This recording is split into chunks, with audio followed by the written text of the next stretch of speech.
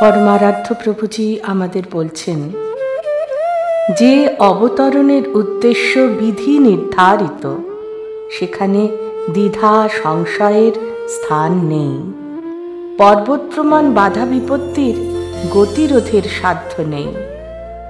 এ অব্যাহত গতিবেগ নিয়েই বিশ্বপিতার আবির্ভাব ঘটে।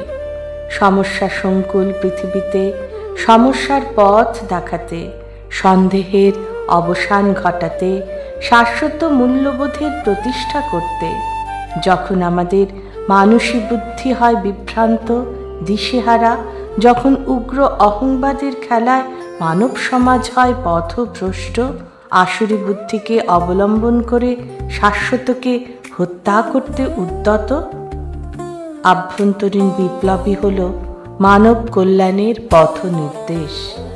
মনের রূপান্তরই হল উত্তরণের পথ। উত্তরণই হল জীবনের লক্ষ্য। উত্তরণযুক্ত মনে বন্ধন নেই, ভেদাভেদ নেই, ধর্মান্ধতা নেই, দেশাচার বা প্রথাগত বিচার নেই। সেখানে আছে শুধু প্রেমালিঙ্গন। পরমারাধ্য প্রভুজিকে আমার অনন্ত প্রণাম।